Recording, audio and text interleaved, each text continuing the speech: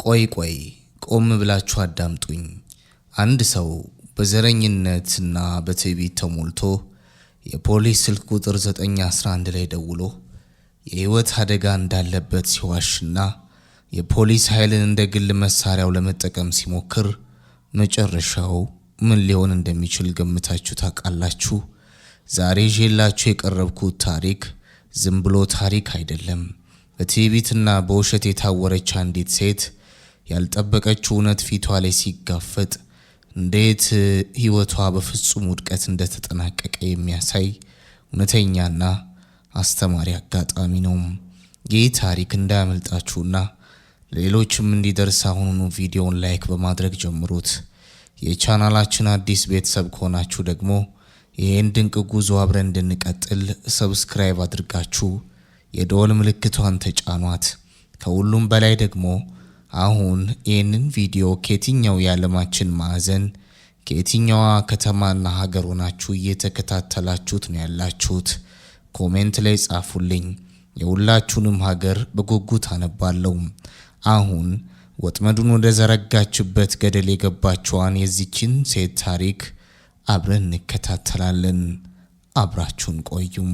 ፀሐይ በሆቶርንሪ ሰማይ ላይ ወደ ምዕራብ አዘንብላ በሰፈሩ ውብ የድንጋይ ቪላዎች በጥንቃቄ በተኮተኮቱ አበቦችና አረንጓዴ የሳር ሜዳዎች ላይ የወርቃማ ብርሃን ጨረሯን ፈንጥቃለች። ሰፈሩ እንደ ጸጥተኛ፣ የጸጥታውም ድምጽ በቅጠሎች መካከል በሚያልፈው ቀዝቃዛ ንፋስ ብቻ የሚታወክበት ስፍራ ነበር። ይህ ሰፈር የከተማዋ ሀብታሞች፣ ጡረተኞችና ከፍተኛ ባለስልጣናት የሚኖሩበት፣ ማንም ሰው የሌላውን ድንበር አክብሮ በፈገግታ ሰላምታ ተለዋውጦ ወደ የግቢው የሚገባበት ጸጥተኛ ገነት ይመስላል። ነገር ግን በዚህች እሁድ ከሰዓት በኋላ በቁጥር 142 ቤት ግቢ ውስጥ የነበረው ድባብ ፈጽሞ የተለየ ነበር። የቤቱ አዲስ ባለቤቶች የሆኑት አንድሬ ፍሌቸር እና ባለቤቱ ሶኒያ ከቀናት በፊት ነበር እቃዎቻቸውን አውርደው አዲሱን ቤታቸውን ማስተካከል የጨረሱት። ዛሬ ደግሞ የልፋታቸውን ፍሬ ለማክበርና አዲሱን ቤታቸውን ለመባረክ ጥቂት የቅርብ ወዳጆቻቸውን ጋብዘዋል። ከጓሮ የሚወጣው የምስጋና የሳቅና የሞተውን ክላሲክ ሙዚቃ ድምጽ በሰፈሩ ጸጥታ ውስጥ በደስታ ይፈሳል። በግቢው መሃል ባለው አዲስ የከሰል መጥበሻ ላይ የታሰሱት የጎድን አጥንቶችና በቅመም የተሸፈኑ የበሬ ስጋዎች በከሰሉ እሳት ላይ እየተጠበሱ ደስ የሚል አፍ የሚያስጎመጅ ሽታ በአየር ላይ ይበትናሉ። አንድሬ ረጅም ሰፊ ደረት ያለውና ግርማ ሞገስ ያለው ጥቁር አሜሪካዊ ሲሆን በፊቱ ላይ የሚታየው ዘና ያለ ፈገግታ የረጅም ጊዜ ድካሙንና ስኬቱን የሚያንጸባርቅ ነበር። በእጁ የያዘውን መጥበሻ እያዞረ ከጓደኞቹ ከሌፍተናንት ዌብና ከሰርጀንት ኮልቪን ጋር በጨዋታ ይስቃል። አንድሬ፣ ይህ የምግብ አሰራር ከአባት የተወረሰ መሆኑን ካልነገርከኝ አላምንም አለ ሌፍተናንት ዌብ ሳቁን ሳያቅብ። የዚህ አሰራር ሚስጥር በከተማው ሕግ ይከለከላል አለም። አንድሬ የሳቀ ራሱን ነቀነቀም። ይህ የሶስት ትውልድ ሚስጥር ነው ዌብ፣ በነጻ ታገኘውም። እንዲያውም ዛሬ አዲሱ ቤታችን የመጀመሪያው ቀን ስለሆነ እንጂ ይህን ጣዕም አታየውም ነበር። ከነሱ ጥቂት እርምጃ ራቅ ብላ ሶኒያ በነጭ የበጋ ቀሚሷ አምራ በጠረጴዛው ላይ ሰላጣውንና የቆሎ እህሎችን እያዘጋጀች ነበር። ውሻቸው ዱክ ትልቅ ወርቃማ ጸጉር ያለውና እጅግ የታዘዘ የጀርመን ሼፐርድ ዝርያ ከሶኒያ እግር ስር ተኝቶ በጸጥታ ጅራቱን ያወዛውዛል። የከሳቱ አየር በደስታ በስጋ ሽታና በሙዚቃው ዜማ ተሞልቷል። ሆኖም ከመንገድ ማዶ በቁጥር 145 ቤት መስኮት መጋረጃ በስተጀርባ ጥንድ ጨካኝና ደስ የማይሉ አይኖች ይህንን ሁሉ ትዕይንት በትኩረት ይከታተሉ ነበር።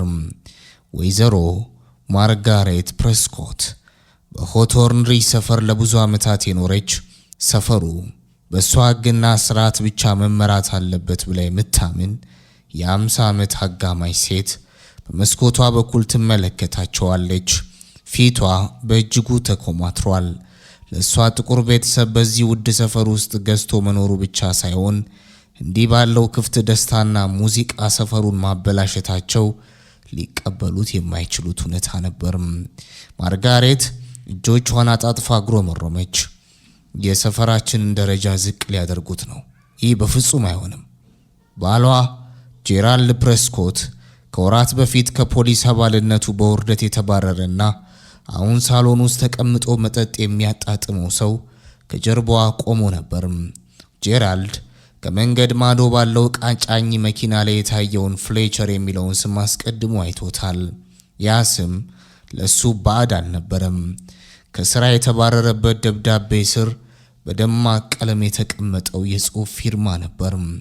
ጄራልድ አዲሱ ጎረቤታቸው ማን እንደሆነ በትክክል ያውቃል። ነገር ግን ለማርጋሬት ምንም አልነገራትም። በደረሰበት ውርደት ምክንያት ውስጡ የተሰበረና የቆሰለ ሰው ስለነበር ማርጋሬት ገብታ ትልቁን እሳትን እንድታነድና እሱ መጋፈጥ ያልቻለውን ውጊያ እሷ እንድትዋጋለት በዝምታ ተመለከታት። ማርጋሬት በንዴት እየተነፈሰች ወደ ጓሯ ወጣች። ረጅሙንና አረንጓዴውን የውሃ ቱቦ ጨበጠች። የውሃውን መክፈቻ እስከ መጨረሻው አዞረችው። የውሃው ግፊት በቱቦ ሲያልፍ ቱቦ ተወጠረ። ፊቷ ላይ የክፋትና የቁጣ ፈገግታ ታየ። ያለምንም ማስጠንቀቂያ ማርጋሬት መንገዱን አቋርጣ ወደ አንድሬ ግቢ አመራች። የአንድሬ ግቢ በር ክፍት ነበር። ማርጋሬት እንዳውሎ ንፋስ ወደ ውስጥ ዘልቃ ገባች።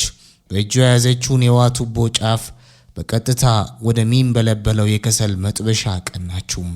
ጭስ፣ ጩኸት፣ ቆሻሻ ብላ ጮኸች። ኃይለኛው የውሃ ፍሰት በቀጥታ ወደ ትኩሱ ከሰል ላይ ሲያርፍ ትልቅ የከሰል አቧራና የሚል የጋለ ትስስር ድምፅ አየሩን ሞላው። የጋለው ከሰል ወዲያውኑ ጠፋ።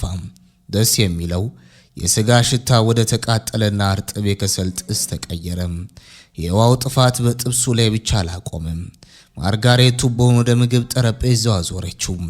የውሃው ግፊት ሳህኖቹንና ሰላጣውንና የሞታውን ስፒከሩን መሬት ላይ ዘረገፈው። ምን እያደረግሽ ነው ሲል አንድሬ በድንጋጤና በንዴት ጮኸ። ሶኒያ ነገሩን ለማስቆም ወደፊት ተራመደች። እመቤት ያቁሚ፣ ምን እያደረግሽ ነው? ማርጋሬት ግን አላቆመችም። የውሃውን ቱቦ በቀጥታ ወደ ሶኒያ ፊትና አካል አዞረችው። ኃይለኛው የውሃ ግፊት የሶኒያን ነጭ ቀሚስ ሙሉ በሙሉ አራሰው። ሶኒያ እጇን ለመከላከል ስታነሳ የቱቦ ጠንካራ የብረት ጫፍ በቀጥታ የሶኒያን ክንድ በኃይል መታው። ሶኒያ በህመም ጮኻ መሬት ላይ እርጥቡ ሳር ላይ ተከሰከሰች። ውሻው ዱክ ሶኒያ ስትወድቅና ስትጮህ ሲያይ ወዲያውኑ ከተኛበት ተነስቶ ወደሷ አሮጠም። ነገር ግን ዱክ ማርጋሬትን አልነካትም ወይም አልዘለለባትም። ይልቁንም በሶኒያ ፊት ለፊት ቆሞ አካሉን ጠንከር አድርጎ ሶኒያን ከቀጣይ ጥቃት ለመጠበቅ በደረት ቆመ። ማርጋሬት ግን ይህንን አጋጣሚ ተጠቀመችበት። ወደ ኋላ እያፈገፈገች በከፍተኛ ድምፅ መጮህ ጀመረች። እርዱኝ! ውሻው ሊነክሰኝ ነው! አደገኛ ውሻ! አደገኛ ሰዎች! አንድሬ በፍጥነት ወደ ባለቤቱ ሮጦ አነሳት። ሶኒያ ደህና ነሽ? የሶኒያ ክንድ ወዲያውኑ አብጦ ወደ ደማቅ ቀይና ወይን ጠጅ ቀለም ተቀየረ። እርጥብ ቀሚሷ ከሰውነቷ ጋር ተጣብቆ ነበር። በዓይኖቿ ውስጥ የህመምና የእፍረት እንባ ይታይ ነበር። ማርጋሬት ወደ አጥር በሩ አቅጣጫ እያፈገፈገች ስልኳን አወጣች። የ911 ቁጥሮችን ስልክ በችኮላ ነካች። ስልኩ ሲነሳ ድምጿን ወደ ድንገተኛና ረዳት አልባ ሴት ድምፅ ቀይራ መጮህ ጀመረች። ነገር ግን በዓይኖቿ ውስጥ ያለው ንዴት አልጠፋም። እባካችሁ አድኑኝ! 911 አሁን አደጋ ላይ ነኝ ብላ ጮኸች። ድምጿ በሆቶርን ሪጅ መንገድ ላይ አስተጋባም። በቁጥር 142 ቤት ውስጥ ጠበኛና አደገኛ ስብሰባ አለ። ህገወጥ እንቅስቃሴ እያደረጉ ነው። ያጠቁኝ ሰዎች አሉ። መሳሪያና ዕፅ ሊኖራቸው ይችላል። ደግሞም ያልታሰረ እጅግ አደገኛ ውሻ ለቀውብኛል። ህይወቴ አደጋ ላይ ነው። በፍጥነት ፖሊስ ላኩ። ጥሪውን አጠናቃ ስልኳን ስታስቀምጥ በፊቷ ላይ ማሸነፍና የክፋት ፈገግታ ታየም። አንድሬ በቦታው ቆሞ በጸጥታ ተመለከታት። እጆቹ በንዴት ተጣብቀው ነበር። ነገር ግን ራሱን ተቆጣጠረም። አልጮህባትም፣ አልተጋፋትም። የፖሊስ አዛዥነቱን ስልጣን ተጠቅሞ አልዛተባትም። ይልቁንም በግቢው ጥግ ላይ የተቀመጠውን የ360 ዲግሪ የደህንነት ካሜራ ሴኩሪቲ ካሜራ በጥንቃቄ አየም። ያ ካሜራ እያንዳንዱን እንቅስቃሴ፣ እያንዳንዱን የውሃ ርጭት፣ የሶኒያን መሬት ላይ መውደቅና የማርጋሬትን የሐሰት 911 ጥሪ ሳይቀር በከፍተኛ ጥራትና በድምፅ የተቀረጸ መሆኑን አንድሬ ያውቃል። ማርጋሬት ፕሬስኮት 911ን እንደ የግል በቀልና የዘረኝነት መሳሪያዋ ተጠቀመችበት። የፖሊስ ኃይልን ተጠቅማ በሰፈር ውስጥ የማይገባቸው ያለቻቸውን ሰዎች ለማስፈራራትና ለማባረር ያቀደችው እቅድ ተጀመረ። ነገር ግን እሷ የጠራችው የፖሊስ ኃይልና የሕግ የበላይነት ወደፊት የራሷን ሕይወትና ውሸት ሙሉ በሙሉ የሚያፈርሰው ገመድ መሆኑን በዚያች ቅጽበት ፈጽሞ አላወቀችም ነበር። በሩቅ የፖሊስ ሳይረን ድምፅ በሆቶርነሪ ሰማይ ስር እየጨመረና እየቀረበ መጣ። ሰማያዊና ቀይ የመብራት ብልጭታዎች በሆቶርንሪጅ መንገድ መጨረሻ ላይ ታዩ። ሁለት የፖሊስ መኪኖች መብራታቸውን እያበሩና እያጠፉ፣ ነገር ግን ሳይረናቸውን አጥፍተው በዝግታና በጥንቃቄ እየነዱ መጡ። በ911 ጥሪው ላይ ጦር መሳሪያንና አደገኛ ውሻ የሚል መረጃ ስለደረሳቸው ፖሊሶቹ ጥንቃቄ በተሞላበት አቀራረብ ነበር ወደ ቦታው የቀረቡት። ማርጋሬት አስቀድማ በግቢዋ በር ላይ ቆማ ነበር። የመንገዱን መሃል ይዛ እጆቿን እያወዛወዘች አስቆመቻቸው። ጸጉሯና ልብሷ በውሃ ቱቦ ረጭታ ስለነበር ገና አልደረቀም። ፊቷ በንዴትና በእልህ ቀልቷል። አዳኝ እንደመጣለት ሁሉ የድል ስሜት በፊቷ ላይ ይታይ ነበር። የመጀመሪያው መኪና በአንድሬ ቤት ፊት ለፊት ቆመ። ሁለተኛው መኪና ደግሞ ከኋላው ቆመ። በአራቱም በሮች 4 ፖሊሶች ወረዱ። እጃቸው ወደ ቀበቷቸው መያዣ ጠጋ ብለው አይኖቻቸው አካባቢውን እያሰሱ በተማሩት የመስክ መመሪያ መሰረት ሁኔታውን ለማወቅ በዝግታ እያደቡ መጡ። ማርጋሬት ወደ ዋናው ፖሊስ እየሮጠች ሄደች። ፖሊሱ አፉን ሳይከፍት ማውራት ጀመረች። እግዚአብሔር ይመስገን ደረሳችሁ። ቀኑን ሙሉ ሲረብሹ ውለዋል። የጩኸት ዛቻ፣ ንብረት ማጥፋት። ያ ሰውዬ በውሃ ቱቦ አጥቅቶኛል። ደግሞም ያልታሰረ አደገኛ ውሻ አላቸው። እንዲያቆሙ ለመንኳቸው፣ እምቢ አሉኝ። በዚያ ቤት ውስጥ መሳሪያ ቢኖር እንኳን አይገርመኝም። ዋናው ፖሊስ ወጣትና ቁጥብ ሲሆን ኦፊሰር ራያን ኬሊ ይባላል። በግሌንፊልድ ፖሊስ መምሪያ ውስጥ ለ4 ዓመታት ያገለገለ ጠንካራ ፖሊስ ነበር። ማርጋሬትን ተመለከተ። ከዚያም መንገዱን ተሻግሮ የአንድሬን ግቢ አየም። ያየው ነገር ግን ከጥሪው መረጃ ጋር ፈጽሞ አልተጣጣመም።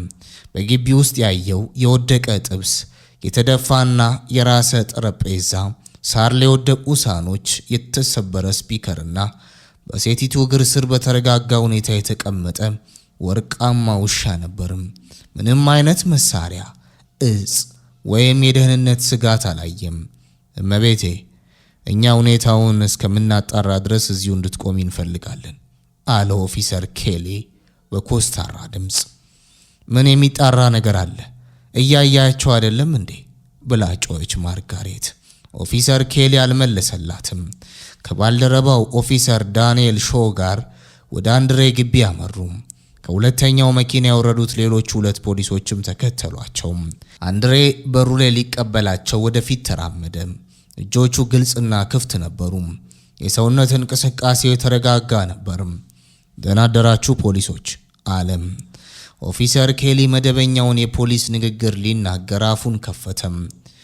በዚህ አድራሻ ረብሻ እንዳለ ጥሪ ደርሶን፣ ነገር ግን ንግግሩን ድንገት አቋረጠም። አይኖቹ የአንድሬ ፊት ላይ አረፉ። ብልጭ አለበት። ድጋሚ በትኩረት ተመለከተም። ያንን ፊት ያውቀዋል። በግሌንፊልድ ፖሊስ መምሪያ ውስጥ ያለ እያንዳንዱ ፖሊስ ያንን ፊት ያውቀዋል። በፖሊስ መምሪያ ዋና አዳራሽ ግድግዳ ላይ ተሰቅሏል። ከ8 ሳምንታት በፊት በከተማው ፖሊስ ኢሜይል ተልኳል። በሹመቱ ዕለት በጋዜጣው የመጀመሪያ ገጽ ላይ ወጥቷል። ኦፊሰር ኬሊ ቀጥ ብሎ ቆመ። እጁ ከቀበቶ መያዣ ላይ ወረደ። ወታደራዊ ሰላምታ ለመስጠት ዝግጁ ሆነ። አዛዥ ፍሌቸር አለ ኬሊም፣ ድምፁ በጥልቅ አክብሮት ተሞልቶ። ጥያቄ አልነበረም። ጌታዬ፣ በዚህ አድራሻ ረብሻ እንዳለ ጥሪ ደርሶን ነበር። ሁለተኛዋ ፖሊስ ኦፊሰር ሾ ኬሊን ከዚያም አንድሬን ተመለከተች። አይኖቿ ተበተኑ። አሁኑኑ ቀጥ ብላ ቆመች። አዛዥ አለች። ከኋላቸው የነበሩት ሁለት ፖሊሶች መራመዳቸውን አቆሙ። አንደኛው ለሌላው በሹክሹክታ የሆነ ነገር ተናገረም። ሁለቱም ደንዝዘው ቆሙ። ከመንገድ ማዶ የማርጋሬት ፈገግታ ወዲያውኑ ጠፋም። አዛዥ አለች፣ ድምጿ እየተቆራረጠም። አዛዥ ስትሉ ምን ማለታችሁ ነው? ኦፊሰር ኬሊ ወደ እሷ ዞረም። መቤቴ፣ እሳቸው አዛዥ አንድሬ ፍሌቸር ናቸው። የጠቅላላ የቅንጧ ግሌንፊልድ ከተማ የፖሊስ አዛዥ ቺፍ ኦፍ ፖሊስ ናቸው። የማርጋሬት አፍ ተከፈተም። ምንም ቃል ሊወጣው አልቻለም።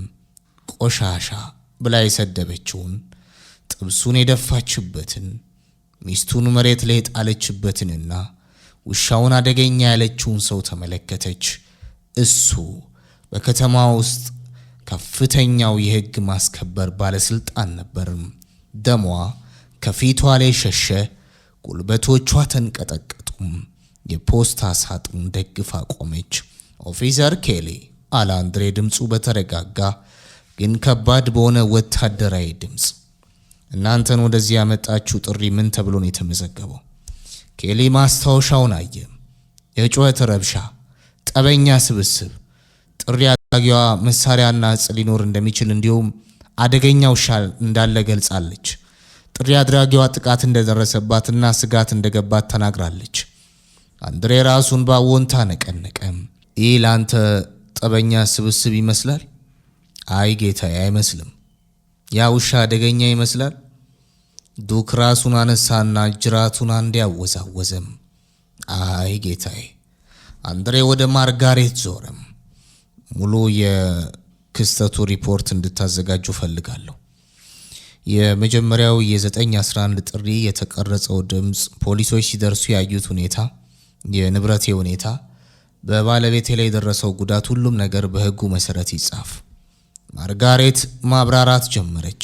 ማቆም አልቻለችም። ያስተሳሰብ ስህተት ነው። ማን እንደሆን ካላወቅኩም ነበር። ሰፈሬን ለመጠበቅ ብዬ ነው። ስለ ደህንነት ተጨንቄ ነው። አንድሬ አቋረጣት። እኔ ምንም እያደረግኩ አይደለም ወይዘሮ ፕሬስኮት። ሕጉ እንደሚሰራው መስራት አለበት። ኦፊሰር ሾው የካሜራ ምስሎችን ተመለከተች። አንድሬ በስልኩ ላይ የቀረጸውን የደህንነት ካሜራ ቪዲዮ አሳያት። ሰዓቱ በግልጽ ያሳያል።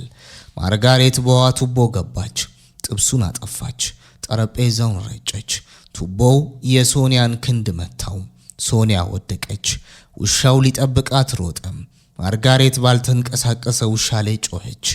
ሾው ምስሉን አየችና የሶኒያን ያበጠ ክንድ ከሶስት አቅጣጫ ፎቶ አነሳች። ኦፊሰር ኬሊ ለማርጋሬት የፍርድ ቤት መጥሪያ ሰጣት። ወይዘሮ ፕሬስኮት በሐሰት የፖሊስ ሪፖርት በማቅረብና የአደጋ ጊዜ መስመርን ያላግባብ በመጠቀም ተከሰሻል። በ10 የሥራ ቀናት ውስጥ የፍርድ ቤት ጥሪ ይደርስሻል። ማርጋሬት ወረቀቱን ተቀበለች። እጆቿ ይንቀጠቀጡ ነበርም። በሰፈር ውስጥ ያሉ መጋረጃዎች በሙሉ ተከፍተው ጎረቤቶችን ያዩ ነበርም። ማርጋሬት ወደ ቤቷ ገባች። ባሏ ጄራልድ ሳሎን ውስጥ ተቀምጦ መጠጡን ይጠጣል። የፖሊስ ሳይረን ሰምቷል። ሁካታውን ሰምቷል። ነገር ግን አልተንቀሳቀሰም። የወረቀቱን ማብቂያ ፈርሞ ከስራ ያባረረውን አዲሱን የፖሊስ አዛዥ መጋፈጥ ስላልቻለ አልወጣም። በዚያው ምሽት የ911 ድምፅ መዝገብ ሲመረመር ማርጋሬት ባለፉት 18 ወራት ውስጥ 26 ጊዜ ደውላ እንደነበር ታወቀም። እያንዳንዱ ጥሪ ጥቁር ወይም የውጭ ዜጎች ላይ የተላከ የሐሰት ጥቆማ ነበርም። የደህንነት ካሜራው ምስልና የ911 ጥሪ መዝገቦች ለከተማው አቃቤ ሕግ ደረሱ። እውነታው ሲወጣ ማርጋሬት ፕሬስኮት የአደጋ ጊዜ አገልግሎትን እንደ ዘረኝነት መግለጫና የጥላቻ መሳሪያ ስትጠቀምበት እንደነበር ሙሉ በሙሉ አረጋገጠም። ጉዳዩን መጀመሪያ ያወጣው የአካባቢው ዜና ነበር። የግሌንፊልድ ትሪቡን ጋዜጣ ዘጋቢ ታሪኩን ሴትየዋ የጥቁር ፖሊስ አዛዡን ባርቤኪው አበላሸች፣ 911 ደውላ የከሰሰችው ሰው የከተማዋ ከፍተኛ የሕግ በላይ እንደሆነ አላወቀችም ነበር በሚል ርዕስ አተመው። ታሪኩ ከተለቀቀ የመጀመሪያዎቹ 12 ሰዓታት ውስጥ ከ6000 ጊዜ በላይ ተሰራጨ። በኋላም የአገር አቀፍ መገናኛ ብዙሃን ደረሱበት። CNN በዜናው ላይ ዘገባ ሰራ። ዋሽንግተን ፖስት ልዩ ዘገባ ወጣ። በማህበራዊ ሚዲያ ማርጋሬት ፕሬስኮት የዘረኝነት ጥናት ማሳያ ሆነች። የደህንነት ካሜራው ቪዲዮ በከፍተኛ ሁኔታ ተሰራጨም። በመጀመሪያው ሳምንት 14 ሚሊዮን እይታዎችን አገኘ። በእያንዳንዱ የዜና ጣቢያና ማህበራዊ ሚዲያ ላይ ቀረበውና የሰዎችን አእምሮ የሳበው ምስል ሶኒያ መሬት ላይ ወድቃ ቀሚሷ በውሃ ርሶ ዱክ አጠገቧ ቆሞ ማርጋሬት ደግሞ ወደ ውሻው እጇን ጠቁሞ ስትጮህ የሚያሳይ ምስል ነበር። ማርጋሬት በፌስቡክ የሰፈር ግሩፕ ላይ አዲሶቹ ጎረቤቶች ገና ካሁኑ ችግር እየፈጠሩ ነው፣ ሌላ የተጨነቀ ሰው አለ ብላ ጽፋ የነበረው ፖስት ስክሪንሾት ተደርጎ በእያንዳንዱ መድረክ ተሰራጨ። ከስሯ በሀሳቡ ተስማምተው አስተያየት ሰጥተው የነበሩ 12 ሰዎች ፖስታቸውን ወዲያውኑ ሰረዙ። አንዳንዶቹ አካውንታቸውን ሙሉ በሙሉ ዘጉ። ከነሱ መካከል ዳያን ፖርተር የተባለች ሴት ግልጽ ይቅርታ ጠየቀች። ሳላጣራ ነበር የተስማማሁት፣ ማመን የሌለብኝን ሰው አምኜ ነበር፣ ይቅርታ ጠይቃለሁ አለች። የማርጋሬት ዓለም በዙሪያዋ መፍረስ ጀመረች። የፍርድ ቤቱ ቀጠሮ ቀን ሲደርስ የግሌንፊልድ ከተማ ችሎት አዳራሽ በዘጋቢዎች በሕግ ባለሙያዎችና ጉዳዩን ለመከታተል በመጡ የአካባቢው ነዋሪዎች ተሞልቶ ነበር። ማርጋሬት ፕሬስኮት በጥቁር የንግድ ልብስ አምራ ከጠበቃዋ ከቻርልስ ቮግት አጠገብ ተቀብላ ነበር። ቮግት በአካባቢው የሚታወቅ የነጭ ኮላር ወንጀሎች ጠበቃ ሲሆን የነገሩን አቅጣጫ ለመቀየር ከፍተኛ ጥረት ያደርግ ነበር። በችሎቱ የግራ በኩል የመንግስት አቃቤ ሕግ ሳራ ጄንኪንስ እና የአንድሬ ሕጋዊ ተወካዮች ተቀማጭ ሆነዋል። አንድሬና ሶኒያ በክብረትና በተረጋጋ ሁኔታ ከኋላ የተቀመጡ ሲሆን የሶኒያ ክንድ ገና ሙሉ በሙሉ አልዳንም ነበር። ዳኛ ቶማስ ሬናልዶስ ችሎቱን ከፈቱ። አቃቤ ሕግ ሳራ ጄንኪንስ የመጀመሪያውን ማስረጃ አቀረበች። የደህንነት ካሜራው ቪዲዮና የ911 የስልክ ጥሪ ድምጽ። ቪዲዮው በትልቁ ስክሪን ላይ ሲታይ በችሎት ውስጥ የነበሩ ሰዎች በሙሉ በዝምታ ተዋጡ። የማርጋሬት ድርጊት የውሃ ቱቦውን ይዛ መግባቷ፣ ጥብሱን መድፋቷ፣ ሶኒያን መምታቷና የሐሰት ስልክ መደወሏ በግልጽ ይታይ ነበር። 911 ደውላ መሳሪያ ያላቸው ውሻው ሊነክሰኝ ነው ስትል የሚሰማው ድምጽ ከቪዲዮ እውነታ ጋር ፍጹም ተቃራኒ ነበር። የማርጋሬት ጠበቃ ቮግት ለመከላከል ሞከረም። ክብርት ዳኛ፣ ደንበኛዬ በሰፈሩ ጸጥታ ላይ ስጋት ገብቷት የተናደደች አረጋዊት ሴት ናት። ድርጊቷ የተሳሳተ ቢሆንም ወንጀል ለመስራት ያቀደችው አልነበረም። ውሻው ሲመጣ ደንግጣ ነው 911 የደወለችው። አቃቤ ሕግ ሳራ ወዲያውኑ ተቃወመች። ክብርት ዳኛ፣ ውሻው ሊጠብቃት ከወደቀችው ሶኒያ አጠገብ በጸጥታ ቆሞ እንደነበር ቪዲዮ ያሳያል። በተጨማሪም ተከሳሿ ባለፉት 18 ወራት ውስጥ 26 ጊዜ በሐሰት 911 መደወሏን የፖሊስ መዝገብ ያሳያል። ይህ ደንግጦ የተደረገ ስህተት ሳይሆን የሕግ ማስከበር አካላትን እንደ የግል በቀል መሳሪያ የመጠቀም ተደጋጋሚ ልማድ ነው። ዳኛ ሬኖልድስ መዶሻቸውን መቱ። ተከሳሿ በሐሰት የአደጋ ጊዜ ጥሪ በማቅረብ በሰው አካል ላይ ቀላል ጉዳት በማድረስና ንብረት በማጥፋት ወንጀል ጥፋተኛ ሆና ተገኝታለች። ማርጋሬት በቦታዋ ደንዝዛ ቆመች።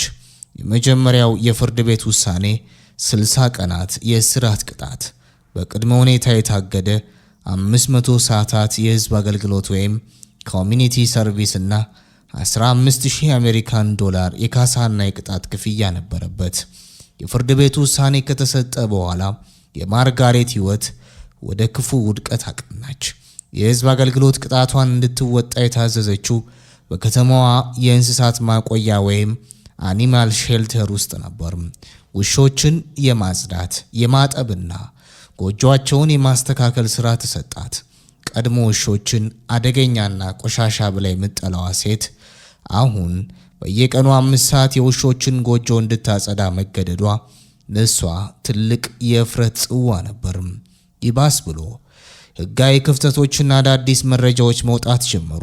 የከተማዋ ምክር ቤት በማርጋሬት ተደጋጋሚ የሐሰት 911 ጥሪዎች ምክንያት የባከነውን የፖሊስ ሀብትና ጊዜ ተስቦ ራሱን የቻለ የፍትሐ ብሔር ክስ መሰረተባት። በሌላ በኩል ባሏ ጄራልድ ፕሬስኮት ቀድሞ ከፖሊስ አባልነቱ የተባረረው በሙስናና ሰነድ በመቀየር እንደነበር የሚገልጹ ተጨማሪ መረጃዎች ለሕዝብ ይፋ ሆኑ። ጄራልድ ሚስቱ የፈጠረችው ውዝግብ በሱ ላይ ያመጣውን ጫና መሸከም ስላልቻለ የፍቺ ወረቀት አዘጋጅቶ ሰጣት። ማርጋሬት የጠበቃ ክፍያዎችን፣ የፍርድ ቤት ቅጣቶችንና የካሳ ክፍያዎችን ለመሸፈን የነበራትን የቁጠባ ሂሳብ ሙሉ በሙሉ ጨረሰች። የፋይናንስ ተቋማት ዕዳዋን ለመክፈል በቤቷ ላይ እገዳ ወይም ፎርክሎዥር መጣል ጀመሩ። የሆቶርን ሪጅ ሰፈር ነዋሪዎች ሙሉ በሙሉ ፊታቸውን አዞሩባት። ቀድሞ ሰላምታ የሚሰጧት ጎረቤቶች አሁን ሲያዩዋት መንገዳቸውን ይቀያይሩ ነበር። የሰፈሩ የማህበረሰብ ማህበር HOA በማህበሩ ደንብ መሰረት የሰፈሩን ሰላምና ስም ያጠፋች በማለት ከማህበሩ አባልነቷ አገዷት። ማርጋሬት ፕሬስኮት ውድቀቷን አጠናቃ የነበራትን ቤት ለጨረታ አቅርባ ሰፈሩን ለቃ እንድትወጣ ተገደደች። ዕቃዎቿን በሳጥን አሽጋ መኪና ላይ ስትጭን የሆቶርን ሪጅ መንገድ እንደተለመደው ጸጥተኛ ነበር። ነገር ግን ያ ጸጥታ አሁን የፍርሃት ሳይሆን የሰላም ጸጥታ ነበር። ከወራት በኋላ በአንድሬና በሶኒያ ግቢ ውስጥ ሌላ የሰፈር ስብሰባ ተዘጋጀም። በዚህኛው እሁድ ግን የአንድሬ ቤተሰብ ብቻ አልነበሩም።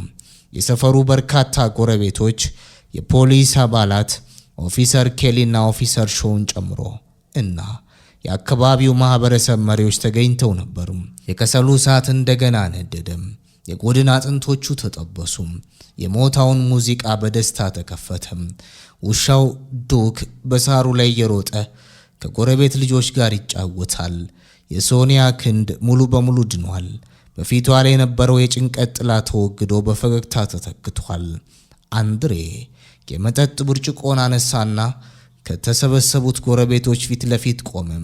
ዛሬ እዚህ የተሰበሰብነው ቤታችንን ለማክበር ብቻ አይደለም አለ አንድሬ። ድምፁ መላውን ግቢ አቋርጦ ሲሰማ፣ እውነተኛ ማህበረሰብ የሚገነባው በፍርሃት ወይም በግልልብ ሳይሆን በፍትህ፣ በእውነትና እርስ በርስ በመከባበር ነው። ይህ ሰፈር የሁሉም ሰላማዊ ሰዎች ቤት ነው። ጎረቤቱ በደስታ ጨበጨቡ።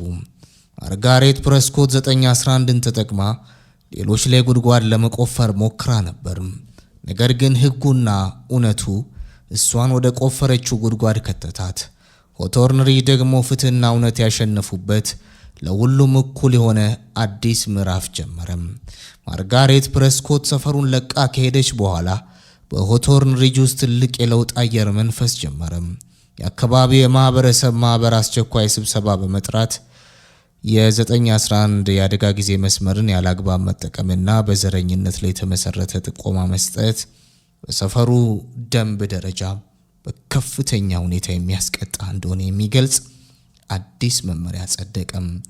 አንድሬ ፍሌቸር እንደ ፖሊስ አዛዥነቱ ብቻ ሳይሆን እንደ ሰላማዊ ጎረቤት የማህበረሰብ አባላቱ በዘር፣ በሃይማኖትና በኢኮኖሚ ደረጃ ሳይለያዩ እርስ በርስ የሚከባበሩበትን የምክክር መድረክ አስተባበረም።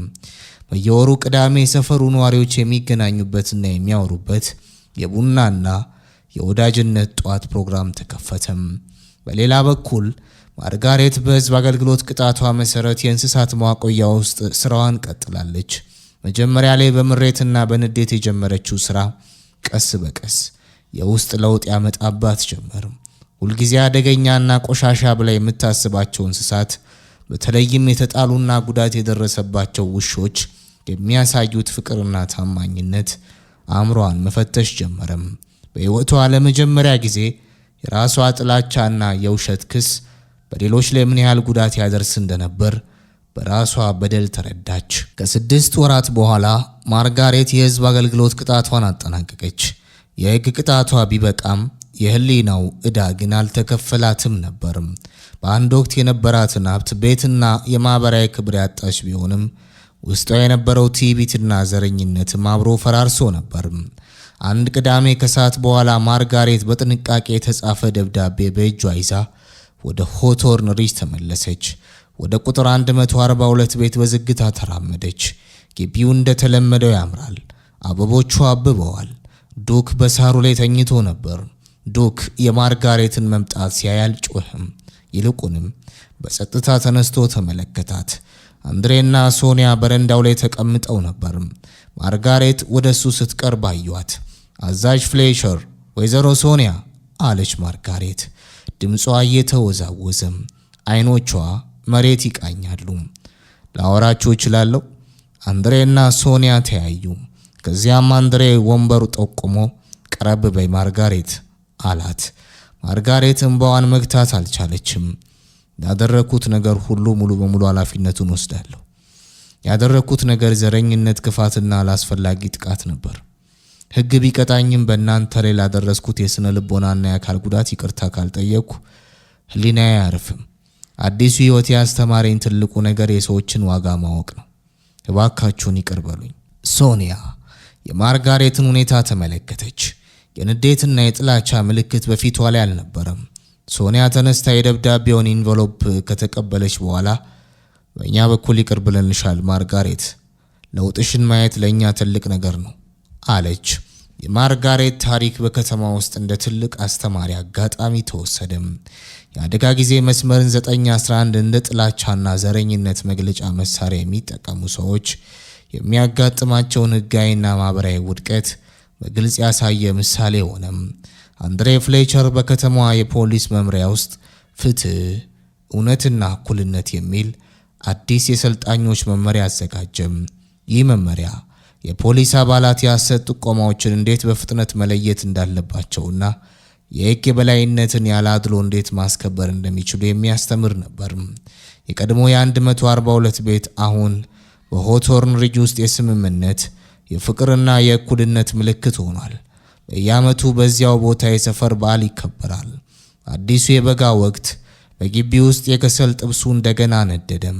የሞታውን ሙዚቃ በደስታ ይደመጣል። ጎረቤቶች ተሰብስበው ይስቃሉ፣ ይበላሉ። ፍትህ በሕግ ብቻ ሳይሆን በሰዎች ልብ ውስጥ ታደሰች። እውነትም በውሸት ላይ ፍጹም የበላይነቷን አረጋገጠች። ታሪኩም ተጠናቀቀ።